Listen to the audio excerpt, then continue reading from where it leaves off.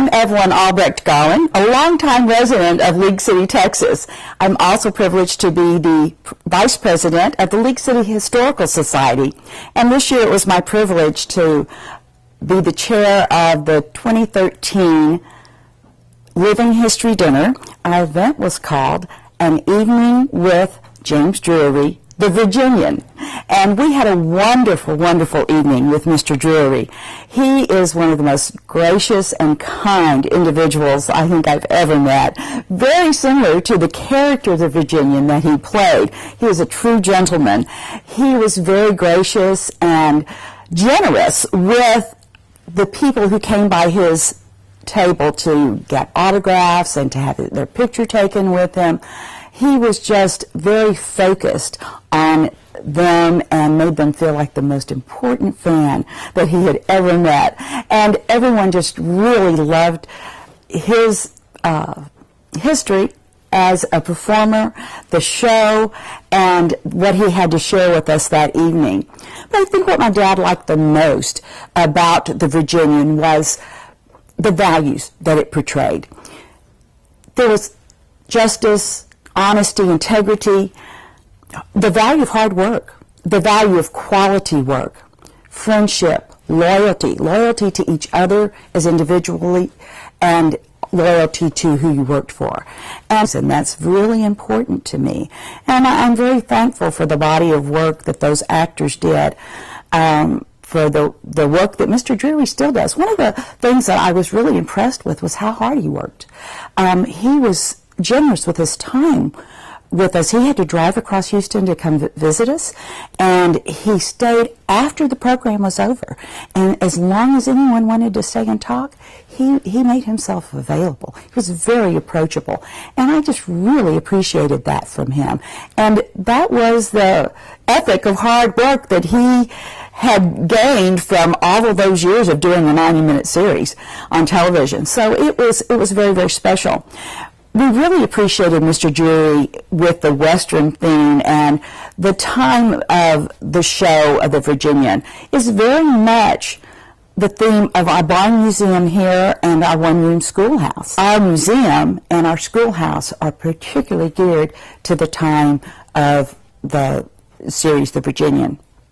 We don't get a lot of funds from the outside. Most of our funds are created by the work that we do, the fees for coming to the museum, which are really minimal, the the one-room schoolhouse program that Catherine Lewis does, and she brings many young people in and shows them what it was like to be in a one-room schoolhouse, to use a slate instead of notebook paper and a pencil. And all of those values and all of those things are harken back to the days of the Virginian. And so he helped reinforce the value of what we do. And our fundraiser that evening was strictly to support our work here, because we're pretty much all volunteer staff. So we really appreciate him coming. We appreciate your viewing this video, and we hope that you will come and visit our one-room schoolhouse and our barn museum at 2nd and Kansas Street here in League City, Texas.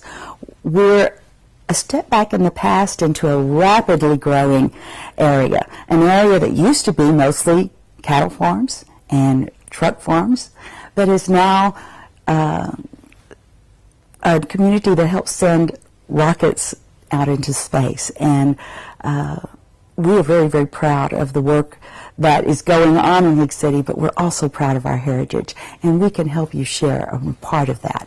So please come out and visit us. Thank you for listening.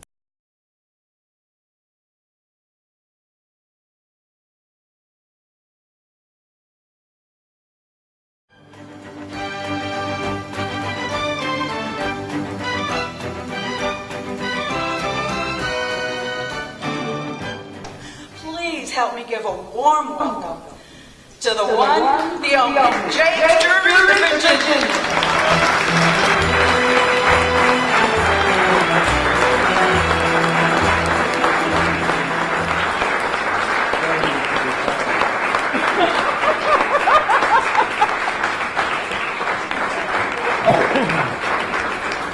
Thank you. Well, it's really it's really wonderful to have been asked to come down here to the Historical Society, because after this is the 51st anniversary of the start of the Virginian, 1962 to 2012 was 50 years. And we had a number of reunions around the country where all the cast members who were still with us, including myself, got to get together and visit and see each other and visit with the fans, and it was a wonderful, wonderful year. Well, I thought it would all be over at the end of that period. I thought everything would die down, but it didn't die down, because the Inspiration Channel picked up the show, and it's, as several people have told me here, they watch it on Saturday. It plays 4 times on Saturday. That's 6 hours of the Virginian. If you could, she still watches it 6 hours a day. So it's an amazing show. It's had an amazing life, an amazing longevity, and of course, when we started the show, we had no idea that it would be around this long, or even be a footnote in history. But we did our best. We did our best every single day, and we were blessed with an amazing format. No one ever in television history had ever done a 90-minute show before, and it couldn't be done. Logistically, you couldn't do it. There's just no way. And they said, well, this show will take 3 weeks to make. Well, we finally got it down to we made every episode, with a couple of exceptions that went 10 days. We made every episode in 8 days. Now, when Jack Warner started his studio, he said motion pictures, are going to be made in 6 days. You work from Monday to Saturday, and that's it. Well, if you can believe it, Casablanca was made in 6 days. All the great classic pictures from Warner Brothers that you remember, all the James Cagney pictures, all those pictures were made in 6 days. But when we made our show in 8 days, we thought we were doing something really good. And Paul Enright, we were talking about that, Paul Enright came over and of course he played Ingrid Bergman's husband in Casablanca. He came over to direct one of the Virginians. And he said the schedule was very much like it had been in the early days at Warner Brothers in the 30s. So we kind of adhered to that. But my point was that because we had a 90-minute format, our writers could write big, important, juicy guest star roles for men and women. And they came by the droves to play these parts. Actors will walk over broken glass barefooted to play a part that they want to play. And we had George C. Scott and his wife, Colleen Dewhurst. We had Robert Redford. We had Harrison Ford in a small part when he was just starting out. We had Vera Miles. We had Donna Winter. We had, it just goes on and on. Every Monday morning, I would know that we were starting a show, if we were starting on a Monday, that would be filled with some wonderful people. So it made us be on our best behavior. It made us do everything we could to bring our level of performance up to the level of the performance of the magnificent people we were working with. And it brought the whole show up. And we were operating and did operate at a very high level of accomplishment, much higher than the average television show. We approached it that way and looked at it that way and wanted to be sure we had the proper venue for these fantastic stars that were coming down to work with us. So Doug McClure and I, who were really the guys that were the only ones that stayed through the entire 9 years, we became best friends, and then better than best friends. I miss him every day. But when we ever had a chance to sit down and talk, we said we're going to bring the level of the show, the accomplishment of the show up farther. Well, maybe that's why we've lasted 51 years. People are still watching it. A Western is a morality play. It must show the triumph of good over evil. And every Western you've ever seen, the traditional Westerns, will always give you that lesson. And I'm so gratified that granddads, and I'm a granddad, are calling me and saying, you know, Jim, my grandkids are watching this show without being asked or without being told. They sit down and they see it and they like it and they want to watch it again and again. Well, that's wonderful, because there's really no place they can get the lessons of a Western except in a Western. And there aren't any Westerns. If there are any Westerns, they're skewed, they're strange, there's no one to root for, there's nobody that is really the hero or really the villain. It's all become homogenized, and in our Westerns, it was always very, very straightforward. You knew where you stood, you knew what you were going to see, and you always had the catharsis at the end of the good guys triumphing over the bad guys. So that's what makes a Western, and Doug and I had both had extensive experience in Westerns before we came to the Virginian, and as a result, we were able to put a lot of things in there that worked in Westerns. I had just made Ride the High Country for Sam Peckinpah with Randolph Scott and Joel McCrea, who were two of my greatest heroes when I was growing up. And here I was playing opposite them in this great picture we made in 1962, and immediately after that, I was signed at Universal. So I didn't know what they had in mind, but they apparently had the Virginian in mind, because they kept testing me, and they'd screen test me, and the only comment I got was, "You're too fat. I'll lose some weight." So I lost about 10 pounds, came back to test it again. They said, "You're too fat. Go lose some weight." So I lost 30 pounds in 30 days. I just ran it off on the Los Angeles River, which is a concrete ditch that goes through Southern California there, and worked it out, and finally got skinny enough for them, and they let Doug and I know that we had the parts of the Virginian and Trampus on the Friday night at 7 o'clock on the Friday night before the Monday morning that we started to shoot. So it wasn't a great deal of preparation except preparation we'd had in our mind if we got the parts. So that's how we were informed. And it was just a grand experience. And at the end of the 8th year, we had slipped a little bit in the ratings. I imagine we were never out of the top 20, but they felt they wanted to bring some new life into the show, so they changed the title, changed the horses, changed the guns, changed the costumes, changed everything, called it The Men from Shiloh. When September rolled around, the Virginian wasn't on the air. People were looking all over for it. They'd never heard of The Men from Shiloh. They tuned it out in droves, and we went off the air. So it seemed like a good idea at the time. It turned out to be a terrible idea. But then we've all done that, so it's nothing new. We don't have any unique experience there to bring to it. But every day was a joy, because you knew you were going to work with someone that was at least as accomplished as you were, and probably a great deal more accomplished. Now, when we started the show, we had Lee J. Cobb as the owner of the ranch, and Doug and I and Gary Clark, we're all thrilled to be working with Lee J. Cobb. We've all admired him so much. Well, he was kind of a curmudgeon,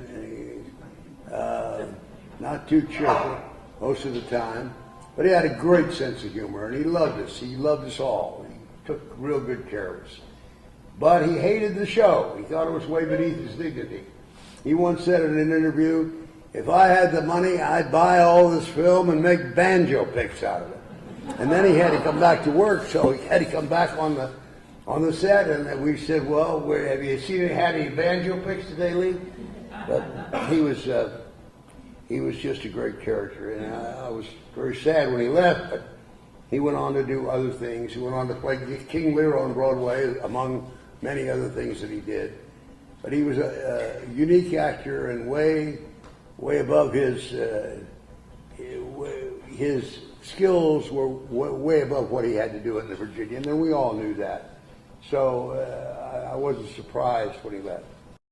At any rate, all of those experiences were grand, and they're still very immediate to me. So I'm going to really throw it open to questions and answers here, and if you have any questions about the Virginian, or how we make pictures, or how it's done, I'd be happy to answer them if I can, and within the bounds of decency here in League City. So. Who's the first question? There must be a question out there somewhere. Yes, ma'am. Did they That's the most asked question. And when Owen Wister wrote the book in 1902, he never gave the character a name. And what he did by that is create a great aura of mystery about the character. You trail it behind you when you come through the door. And it's a wonderful element of the character because you don't have to do anything to achieve it. It's built into the part. You just show up and everybody says, there's the Virginian over there. Well, you know, like what? Teleprompter, a screen where you read from, or did you? No. No, there were some people that came on the show who could not remember their lines, some guest stars and people, and they did put up cards, or they didn't have a teleprompter, but they put up cue cards. You know, they'd write it out very large, and the prop man would hold it up there. He'd be able to see his lines. You could see him looking back and forth reading. And that's what I hate about the teleprompter. Unless someone's really skilled at it, whenever you see somebody using a teleprompter, their eyes are going over here, and their eyes are going over there, and their eyes are going over there. It's like a typewriter, you know, it's going back. So that's not my idea of how to create a good performance. And my blessing that I've had all my life, that I did nothing to achieve, was the fact that I have a photographic memory for dialogue. So I can look at a page and look at it again and then go shoot it without any errors at all. And the answer for that is to learn the whole play. When I started out in the theater at the age of 8, somebody told me, learn the play. And I've always done that. I learned every script from first to last, everybody's lines, everybody's words, no matter what anybody says. If it's the washerwoman, I know her lines. So that if anything goes wrong, it's not going to be my fault. And I can maybe help somebody get out of the tight spot if they're in trouble. So that only happens in live theater, though. Question? Yes, sir. What was the hardest thing you ever had to film? The hardest thing I ever had to film? Well, here's an answer to two questions in one. Along about the third or fourth year of the show, about 1963 or 4, the powers that be at Universal decided to start, which you've all heard of by this time, I'm sure, if you're alive, the Universal City Studios Tour. And these are these great big white and pink tour buses that carry hundreds of people through the back lot of Universal, where they don't shoot pictures anymore. They just, it's just a theme park. They may have a picture here or a picture there, or a television show, or a documentary, or a reality show, God forbid. But they don't have any picture shooting there. But at the time I was shooting the Virginian, they decided that the policy would be that production would yield. You know the signs you see on the highway, please yield? Yield to the Universal City Studios Tour. They'd come right into our set, talk all they wanted on their bullhorns, announce everything they wanted to whoever they wanted who was in their wagon, and then drive on. Well, one frosty morning, about 7 o'clock, we started setting up a major engagement in the Western Street. Number one, there was a big bank robbery with multiple explosions in the back of the bank. About 11 bank robbers come running out of the bank and jump on their horses and take off. A posse immediately forms, about 15 people, and they chase after them. In the meantime, right between those two events, a buggy horse rears up, turns over a buggy, and knocks an elderly man out on the street, and he breaks both legs. In the foreground, I'm having a big love scene with Angie Dickinson. We spent 2 hours setting this up. It's working perfectly. We're rolling the camera. We're 3 minutes into the shot. I got Angie over here. They bring a tour bus right in the back, right in the lens of the camera, right there. We're saying, "Oh, folks, there's a table for the wagon train over there." Well, I went home. I found out that the only thing I could do to get back at him was to go home. And, you know, 20 minutes later, I got a call from the producer. What are you doing at home? We're working down here. When you get rid of the tour buses, I'll come back. Well, there was a lot of palaver back and forth and went all the way to the top to Mr. Wasserman. He said, tell Drury to come back. We won't bring the tour buses in there. Well, about 10 days later, they did it again. I went home. And I went home 3 times in about a month's period. Then they got the picture. They didn't bring them in anymore that year. The following year, they tried me again. I went home. I had to go home twice that year. The third year, they didn't bother me. They didn't come by. We went ahead and made the picture. You're making films down there. How could you possibly, if you were an attorney sitting in your office writing a brief in a great trial that was going to win a judgment for some people that really deserve it, and you, right in the middle of your most potent inspiration, somebody came running through your office and decided to turn the desk over and clean underneath it. Would that be something that you would really enjoy? If you were driving a bus full of people going to work in the morning and somebody came on the bus and started ripping up the seats or raising a commotion or getting into a gunfight, would you as a bus driver enjoy that? Well, that's about how much I enjoyed them coming through the set. I really made a big deal out of it. Then there was the case of the looping room. Now, looping is a process by which you hear the dialogue that has extraneous sound in it. Maybe it's an airplane noise, maybe it's a barking dog, something that they want to remove the extraneous sound. They want clear soundtrack. So you hear it, and with the cadence that you spoke it, and then you repeat it the same way. And you get a match, you've done it. Well, in my case, we had sometimes I'd have 3 or 4 hours of looping to do every week. Now, it was a quarter of a mile from the looping room to a place where you could get a drinking fountain. This was before Evian. This was before all the bottled water that's proliferated everywhere. If you wanted water, you got it out of a ceramic drinking fountain on the set somewhere.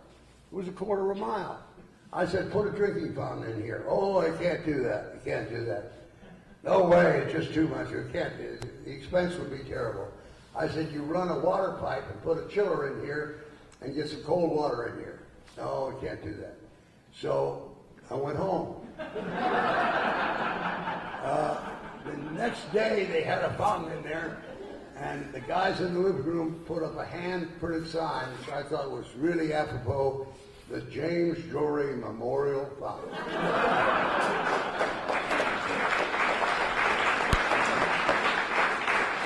Thank you. I'm going to be over at the table if anybody wants to see me. We've got autographed pictures over here too, right, James? Sure, autographs.